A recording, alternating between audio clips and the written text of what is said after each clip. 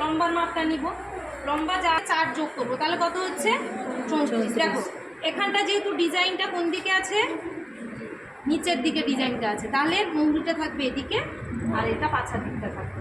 বোঝা গেছে? কাপড় সবসময় ডিজাইন দেখেও কাপড় ড্রয়িং করে, যেদিকে কখনো কাপড় দেখো দাগ দিলাম 34-এর জায়গায়। এরপরে 2 ইঞ্চি ভিতরের দিকে দাগ দিব, এখানেও 2 ইঞ্চি ভিতরের দিকে দাগ দিব।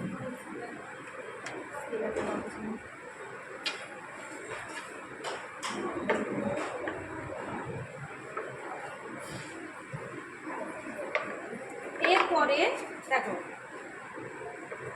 এরপরে লম্বার দিকে মাপগুলো পরপর লম্বার দিকে মাপগুলো আগে নিয়ে নিবো, তারপরে চড়া নেবো। লম্বার দিকে মাপটা কিসের মাপ নিব, লম্বার দিকে আর মাপটা কিসের মাপ নিয়ে নিব, পাছা। পাছা যা আছে তাকে 4 দিয়ে ভাগ করে +2, পাছা নিচে 36, 4 দিয়ে ভাগ করব 9, তার সাথে 2 যোগ করবো, তাহলে কত হচ্ছে 11। আচ্ছা, এরপরে চওড়ার দিকে মাপ নিব, চওড়ার দিকেও মাপটা কিসের মাপ নিয়ে নিব, পাছার মাপ নিব। পাছা যা আছে তাকে 4 দিয়ে ভাগ করব, তার সাথে 2 যোগ করব, তাহলে কত আসছে, সেই একই আসছে 11 আসছে। এখানটায়ও 11 জায়গায় দাগ দিলাম। এরপরে এখান থেকে এটাও কত জায়গায় দাগ দিব, প্রথমে সেই 11 জায়গায় দাগ দিব, পাছা যা আছে তাকে 4 দিয়ে ভাগ করে +2। এরপরে এই 3টে দাগকে যোগ করব।